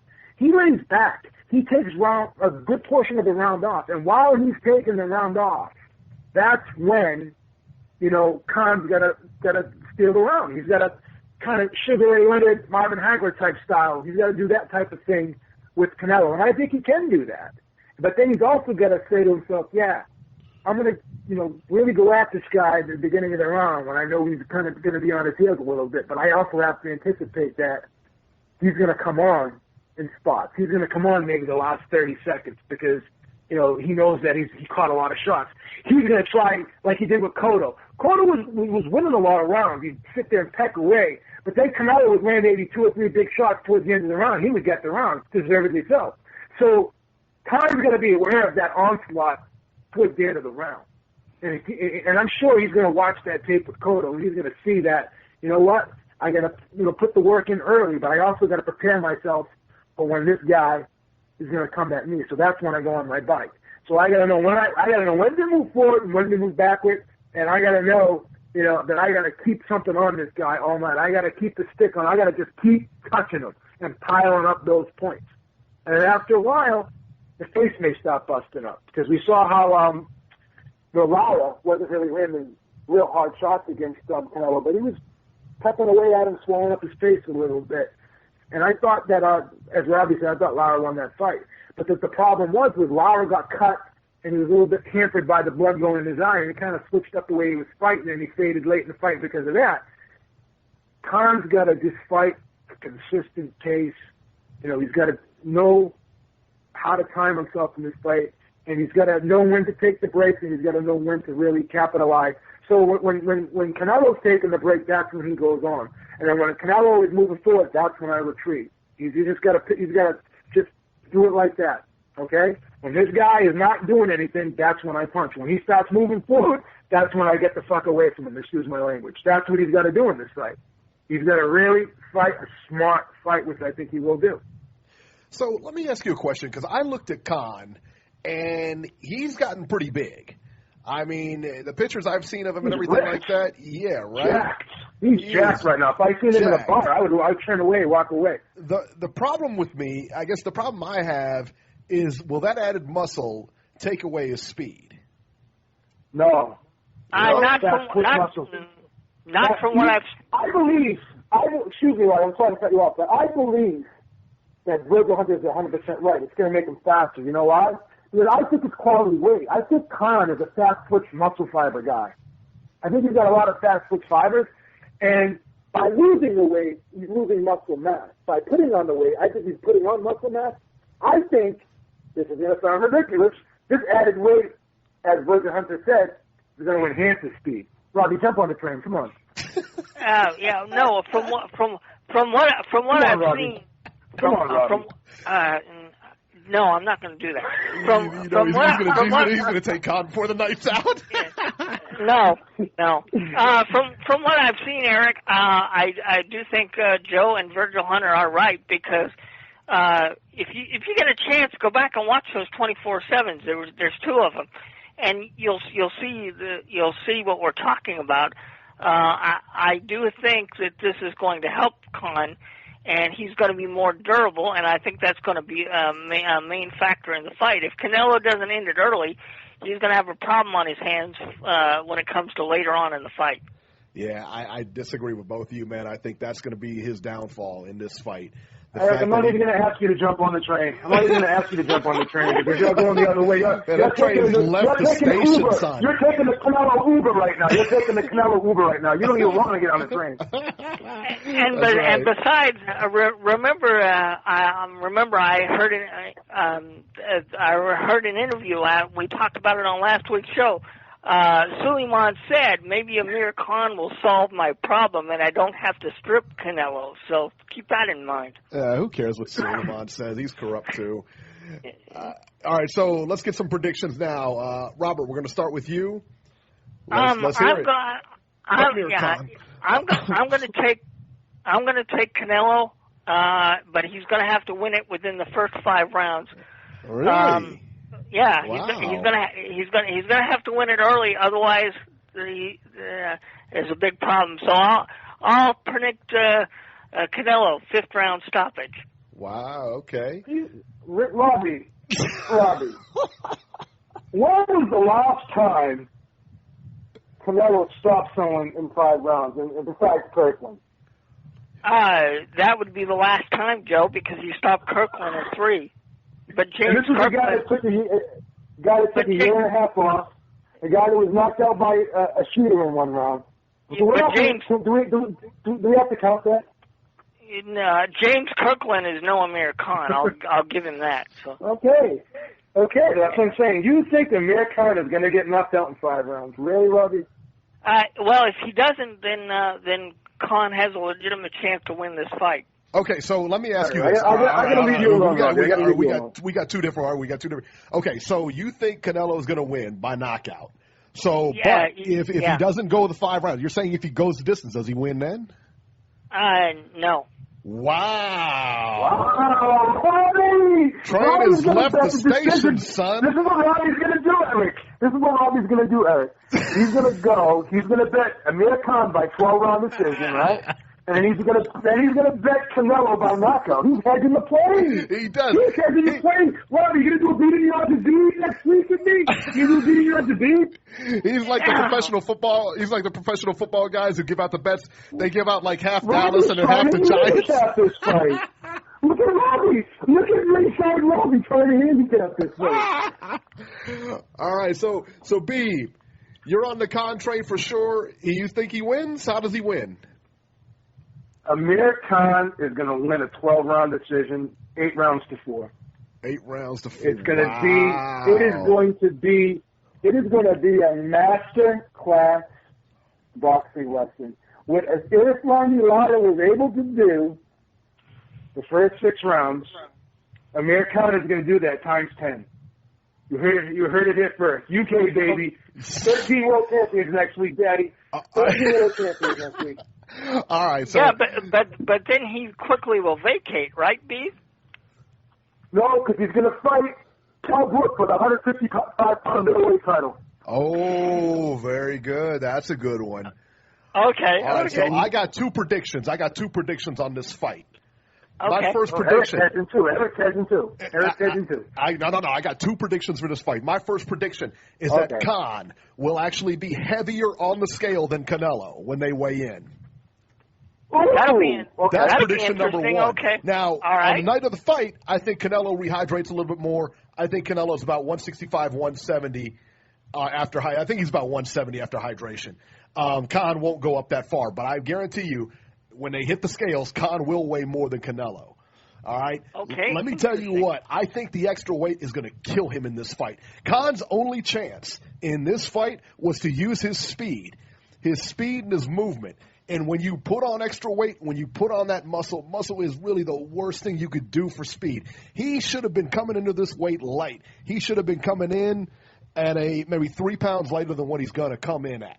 You know what I mean? He should be lean. He should be working on lean, quick movement because that's how he's going to win this fight. Unfortunately for him, he's not going to win this fight because he's put on too much muscle. The added muscle is going to be a hindrance for Khan in the cardio department. It's going to be a hindrance in the speed department. Going down the stretch, this is going to be a problem. You go like different sports. When you saw it happen a couple of weeks ago with UFC with Conor McGregor. You saw it happen with John Jones. John Jones is lifting all kinds of weights and everything like that. He gassed in that fight against OSP. All right, I know this is MMA, 2 different things. However, same situation applies. The cardio, the extra muscle, it's going to be his downfall. My prediction is Canelo by murder, okay, in this fight.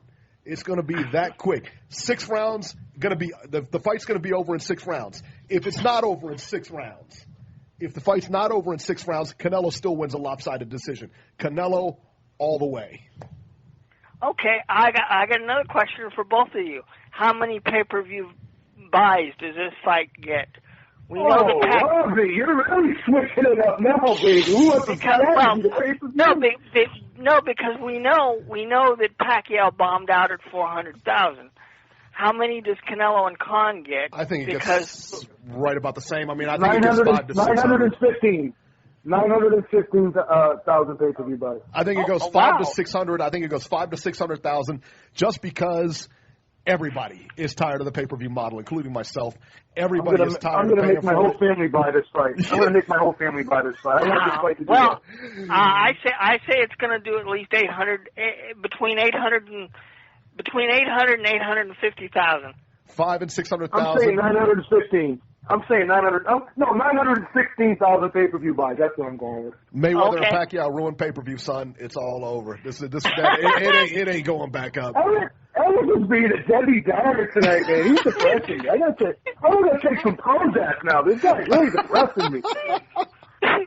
Killing me tonight, Eric. You're killing me. Hey, Joe, this is what we do on this show. We have fun, so it's all right. All right. Anyway, I'll be all right. Let's move on to our news and rumors section.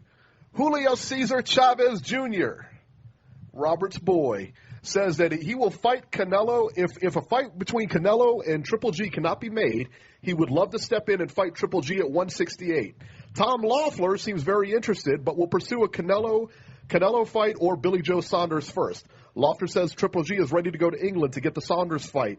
What do you guys think of that fight? You think it's I don't know that it's competitive, but it's a big money maker. What do you guys think of that fight? Oh, the problem you have is how serious is Julio Cesar Chavez Jr. about his boxing career. Remember, he was the original opponent last night for Badu Jack. Yeah, I wish we could have saw that, man. That would have been a good fight. And you know what he did, Eric. You know what he did, Eric, to get out of that fight. Yeah, so he dropped how a serious? 8-ball of coke on his foot. That's what he. That's what he did. How serious? Are you accusing him of taking a cheese grater and running it over the hill of the split lobby? Are you accusing him of doing that? I'm accusing him of being a big waste of time. That's what I'm accusing him of. Robbie! Well, yeah. Let me ask you this. Do you think he's going to be in his living room eating a bowl of Rice Krispies and doing pad work with a pink pair of underwear on like he was when he was training for Martinez? How do you think the training camp is going to be? It's going to be awful because what big trainer is going to want to work with this idiot? I don't think this fight comes off. I think Triple G should go over to the UK and fight Saunders. And besides, if he goes over to the UK and beats Saunders in his own backyard, let's see what excuses B.J. Saunders comes up with after he turned down $4 million. Yeah, he's not fighting. Saunders he's got no interest in fighting Triple G, man, none. That fight's not coming off. Canelo, that Canelo fight's not coming off either. Where do they put this fight, though, Eric? Where do they put this fight? Yeah, Billy Joe Saunders or Chavez? Chavez Jr. versus Triple G. Where do they put this fight? Texas. Yeah, put it in Cowboy Stadium. If I'm Chavez Jr., man, I try to get this fight into Texas. He's too popular in California. Triple G is too popular in California. Question number 2, maybe stupid. And I know some people are going to say it's a stupid question. Is this fight on pay-per-view? I think it will is. Be. Absolutely. It will He's be. too big of a name. Both big names. Plus, Chavez Jr. has already been on pay-per-view, and, I mean, Triple G has too to an extent. But Chavez Jr. is the name of this fight. What's this one do, Robbie? 250? Well, I don't know. The Triple G is getting more popular. I hope it does better than the Lemieux fight. But the problem is, it would be a good fight if I knew that Julio would take his career seriously. Like, if the real Julio Cesar Chavez Jr. showed up last night, it would have been a much more competitive fight than what we saw with Badu Jack. I mean, give Bute credit, he did his best, but if the real Chavez would have showed up, it would have been quite interesting. Yeah. Look, I would be more interested in this fight if I knew that Julio was serious about it. Yeah. I just have my doubts. I don't know. All right, since we're on the topic of Triple G, Triple G lands a Nike deal.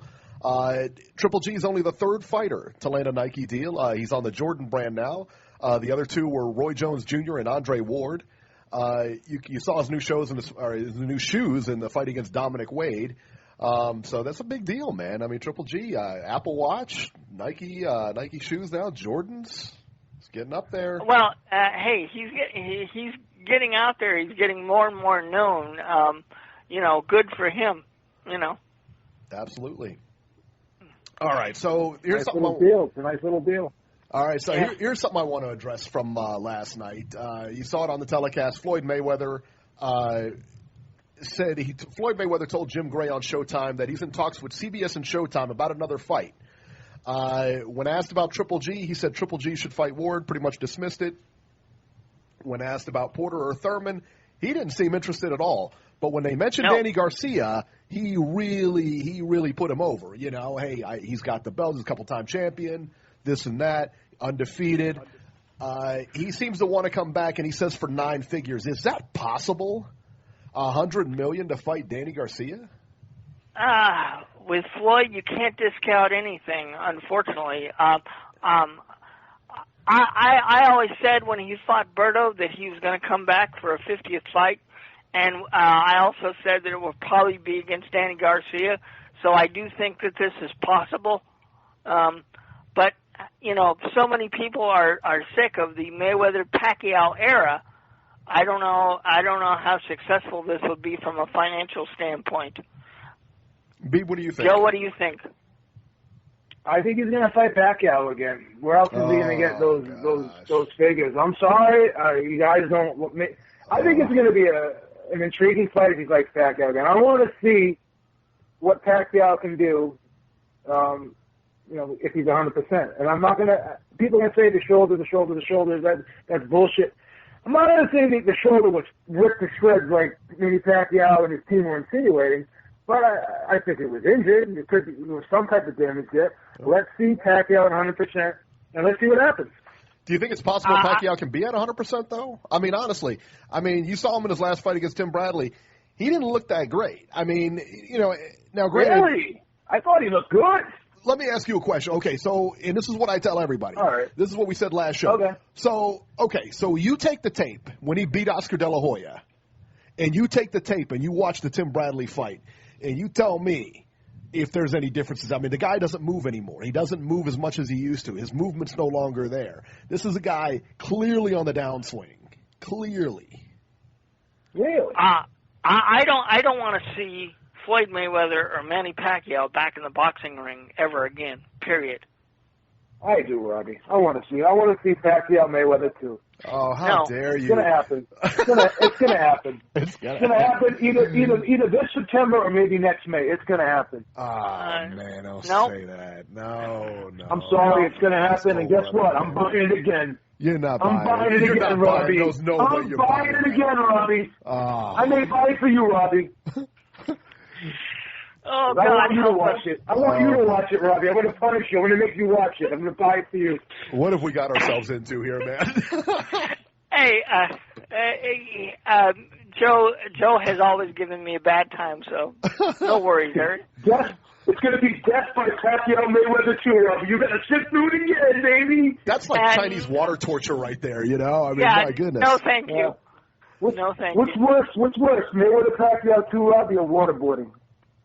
Oh, definitely Mayweather Pacquiao too. Yeah. Okay. Absolutely. Okay. All right, so let's talk about some upcoming fights here. July 11th, Sergey Kovalev versus Isaac Chilemba is set to take place in Russia. The problem here is that HBO may not be carrying the fight. Kathy Duva at Post Time said, at this moment, we don't know if HBO will carry the fight. Go ahead. Well, you know why, Eric, and I think this is a stupid thing on HBO's part. They're complaining because July 11th is a Monday.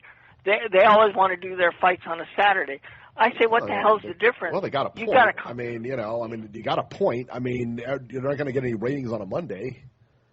Well, you've got a contract with Monday? This fighter. You know. Why would you set it up for Monday? Why can't they move the fight? You know what I mean? Yeah. Why can't you fight on a Monday? Apparently. Well, they used to back in the day, Eric. Back in the day, they used to have. I think it was that Razor, the Gillette Monday Night Fights way back when Sugar Ray Robinson was fighting. Right, but I mean, on a Monday though, on an HBO. I mean, HBO is a weekend. The culture's definitely changed. There's no question about that. I don't want to watch boxing on Monday. I'd rather watch it on a Saturday. Well, I'm watching any night of the week, but I like it better on Saturday because I know I can stay up late and watch it, and then I'll be up the next day. But apparently, there's some kind of thing going on in Russia that interferes with them, because remember, July 9th, that Saturday, is the WK thing with, not WK, but that's the Fury Klitschko fight. And if I don't think they want to show both fights on the same day. I think that's one of the problems, you know. So I don't know, but I think it's going to be a decent fight. I expect Kovalev to win, but Chilemba will put up a good effort. I've seen him fight. Yeah, Chilemba's not a bad fighter, man. I still think Kovalev wins this one. Yeah. Very exciting fight coming up July 30th. Carl Frampton versus Leo Santa Cruz, set for Brooklyn, New York. That's going to be a good one. I can't wait for that one. Yeah. June 11th, Felix Verdejo. Felix Verdejo versus Juan Jose Martinez has been set. And the big one. This is the big one right here. June 18th. Okay. Juan Carlos Payano versus Rasheed Warren 2. And it has not been decided yet. No place yet. Juan Carlos Payano. I think it's in Chicago. I think it's in the pavilion in Chicago. Then I'm going to go, man, because I tell you what, Juan Carlos Payano better shine up that belt real nice that he stole, because he did not win that first fight against Rasheed Warren. That referee didn't know what he was doing. Listen, Rasheed Warren, it's all over but the crying. This fight is done. New champ right there. You got to keep in mind that Eric is from Cincinnati, so friend of the show, Rasheed Warren. Yeah. Friend of the show. So Eric, yes. So Eric, do you like Adrian Broner because of that? It's funny that you mentioned Adrian Broner. He's our next story here. He's okay. I mean, he's Adrian. We really wish we had Sean Porter in Cincinnati, but Adrian Broner's all right. We do get tired of his antics though. He's almost like the Chad Johnson of boxing here. The former Chad Johnson of Cincinnati Bengals. He's great when he's winning, but he's really, really, really difficult to put up with. He really is. And since he's got out here, speaking of AB, he's upgraded from a Cincinnati jail cell to his new home in Atlanta for the low price of $6 million. Wow. The boxer unveiled the house to the world on his Snapchat, showing off his foyer with a grand staircase, an outdoor dining area, office, kitchen, and, of course, the saltwater pool. I was asking my wife, I was asking Lisa about this. What do you use a saltwater pool for? What do you need a saltwater pool for? It's good for your skin. Is it? Is that what it is? I don't know. I don't. Yeah. I've never heard of them Saltwater before. is good for your skin. Help heal wounds. There you go. Okay. And you could turn the whole thing into an aquarium. Put some fish in there, and absolutely. There you go. It'll be Jack and Stowe in your backyard.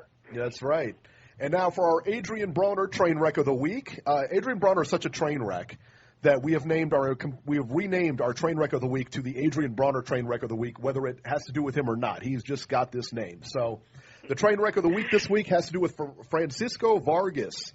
VADA has popped Francisco Vargas for taking clenbuterol, a steroid that burns fat and boosts metabolism. Francisco Vargas, of course, set to fight Orlando Salido.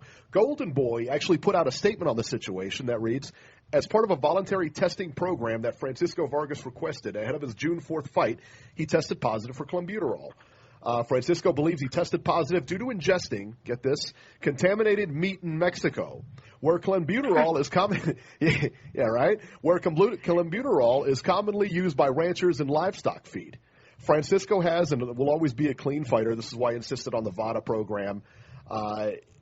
Seriously? That's the best you could come up with? That's the best excuse Eric Morales came up with, you remember? Yeah, that's the best you got. So now, here's my question. Did he lose weight when he was eating the meat? I mean, did he? Because that's what it's for. I mean, that's what clenbuterol does. You want to hear a story? You know what clenbuterol was first used for when it came about? Wasn't it asthma? They used to give it to horses. No, they used to, because it's a fat burner. They used to give it to horses to make horses lighter so they could, be more effective when they ran races. And then bodybuilders started using it so they could look leaner on stage. So now fighters are using it, right? But it doesn't necessarily mean that you're going to lose weight just because you're burning fat. You know what I'm saying? Like, they say it speeds up your metabolism, but it really, it heats your body up a little bit. But it's not as effective as people think. I've seen a lot of bodybuilders take it, and they have to stack it with other drugs to enhance its effectiveness. So I don't know. Now, does this affect the fight, Eric? All right, so get this. Now, this kills me. The fight between Vargas and Orlando Salido will take place in California. The fact that VADA, a third party, did the testing and not the Athletic Commission, not the California Athletic Commission, didn't do the test, the fight is actually allowed to go on. They will grant Vargas a license. Just like the Morales fight was, too. Remember the Morales fight was, too? I don't understand this. The guy tested positive. The guy tested positive for drugs, steroids. He's tested positive for steroids. How can this fight still go on? I don't get this. I don't understand. What are you guys doing out in California, Robbie? What are you doing out there? It's up to the commission. It's up to the commission. I had nothing to do with this. I'm not a member of the California Commission. I wish I was. You guys had Balco out there. You guys had Balco out there. You got Barry Bonds. You know. Robbie, why don't you write a letter to the commission, please? Write a letter to the commission, Robbie, will you? Right? Hello? Yeah. No, this is bad. I think that's going to be a good fight, but this is awful to hear because I never thought of this guy as a cheater, you know. No, and Vargas will get they will test him randomly or whatever. The California Commission will test him randomly, and as long as he checks out on the test, he'll be allowed to fight. Well, now that all the steroids are completely out of his system, you know. Yeah. Right. Yeah. Well, baseball's got a problem with that right now anyway, too, so, yeah. Insane. Not good. I ate some meat, and I didn't know it had – get out of here. Seriously? That's the same excuse Eric Morales gave when he failed his drug test. I remember that. He said, hey, I ate meat in Mexico. Yeah, it's the same exact excuse. Yeah. And that fight went on, too. Because – it wasn't a commission test. It was a VADA test. I think that test was a USADA test. So this goes back to what I said a long time ago when this whole Pacquiao Mayweather thing was going on. Even if they fail a test, it's up to the commission to cancel the fight because it's not their test. See what I'm saying? So if it's not a commission test, and it's an outside source. I mean, ethically, you're 110% right. VADA's a national. VADA, USADA, those are the guys that do like Olympic testing and stuff like that. I mean, those are like credible. Yeah, but sources. They don't supersede the commission, though. Shouldn't the commission recognize that, though? Yes, I think that's should. my thing. That's my thing. Is if it's a VADA test and the fighters agree to take this, if the fighters agree to go on the VADA test, then what's the point of the VADA test if he comes up dirty? There's no point in it because the fight's going to go on anyway because, like you said, it doesn't supersede the commission. That makes no sense. It's the same thing as the war on drugs. Do you think drugs in sports? Again, we're going on another topic, but do you think drugs in sports are ever going to be stopped? Probably not with the way it looks. No. You know. No. You know what I mean? With companies there's like always going to be a way Balco to and get stuff around like it. I mean, formerly Balco. I mean, no, there's no way. I mean, there's always somebody designed. I mean, look at Lance Armstrong. How long he got away with it. You know, 10 years. Tour de France. I mean, 7 Tour de France's and everything like that. I mean, that's, you know, I mean, that's, and he was highly tested, man. So they actually stopped drug testing at my job because so many people were popping up positive for marijuana. So I mean, it's just, the culture of the world is changing now. Yeah. Yeah, absolutely. and you've got all these states now making medical marijuana available. It's going to be almost impossible for boxers, especially now in the future, to come up clean because, you know, if more and more states make marijuana legal, you know, a lot of fighters are going to take advantage of that fact. Yeah. All right, and so let's move on to our next story here, which actually could have been was very close in the train wreck of the week, very close in the running. Tyson Fury has just stated that he wished he had Anthony Joshua's penis. In a video interview, this is true, his words, not mine. In a video interview, Tyson Fury explaining how he feels about Anthony Joshua, quote, I like the guy. He's doing well. He's got a good body. Bet he's got a big cock and all. Probably wish I had it, but who cares? What are you talking about? What are you talking about? Oh, my God. Beeb, what's your guy talking about? What's going on here? You're a Fury guy. I love Tyson Fury, man. He's like my favorite fighter, him and Andre Ward, but I can't ride with him on that, man. I ain't getting into talking about another man's private parts, bro. Right? I ain't with that stuff. Right? I'm sorry. It ain't what the Beeb's about. The Beeb ain't riding with that. No way.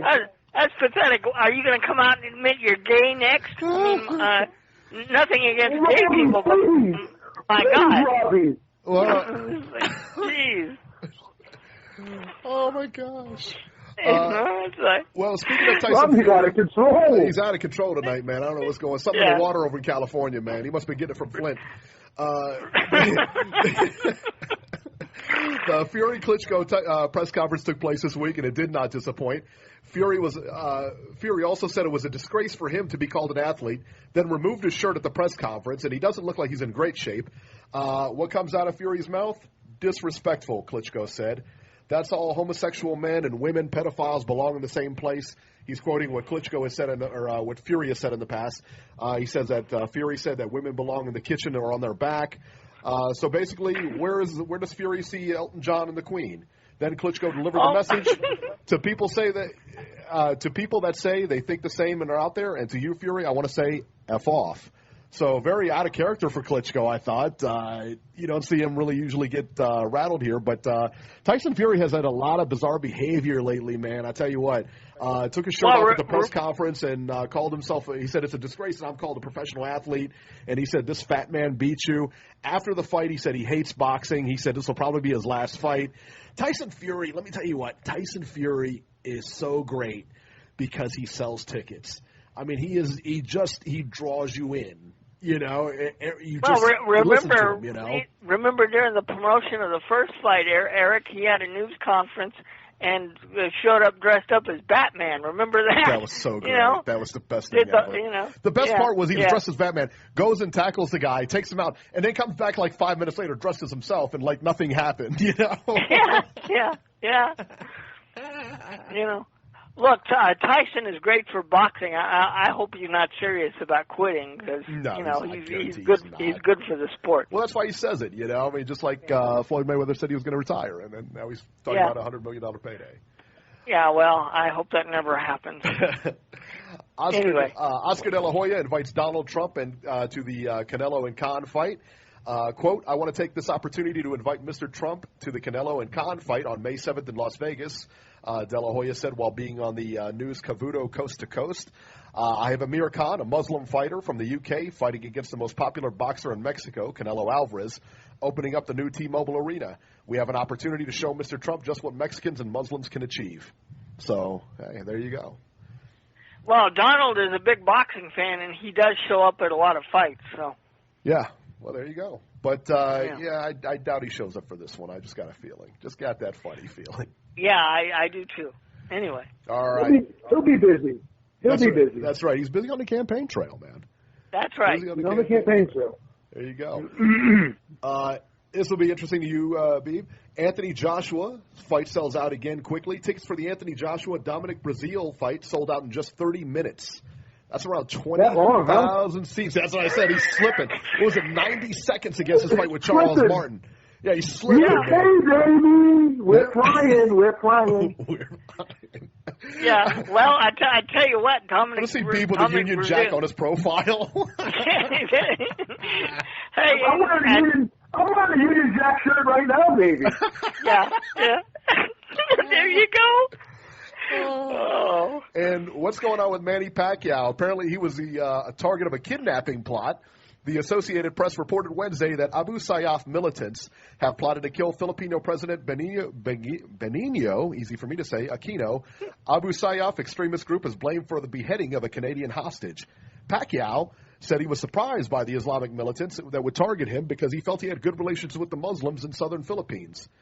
Quote from Pacquiao, in fact, we support them. We give them livelihood, so I don't know where that came from, he said.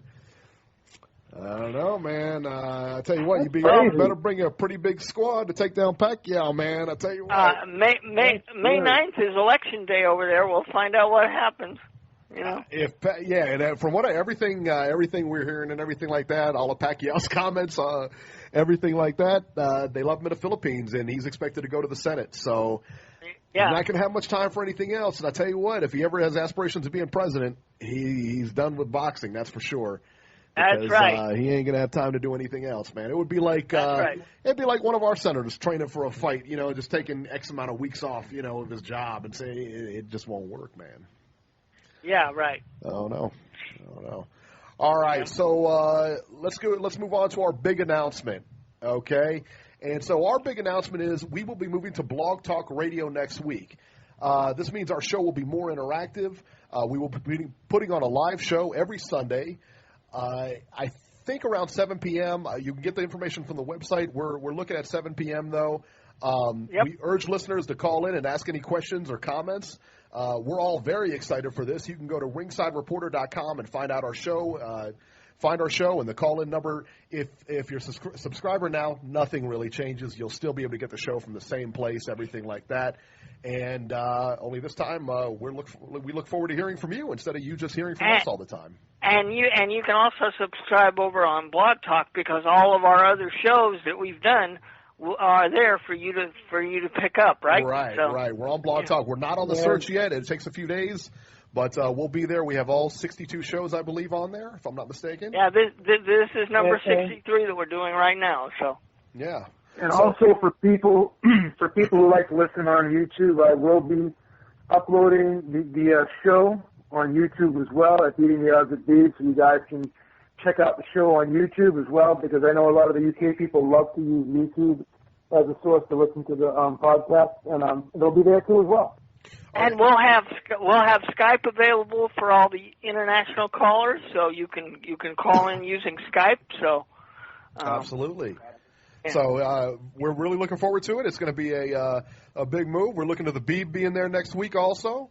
Joe, is there anything you want to plug before we get out of here? Give me your Twitter address and stuff like that, and your YouTube channel. Yeah, people know me. They can follow me at JBeeb on Twitter. You can follow me at Joe Beeb on Facebook.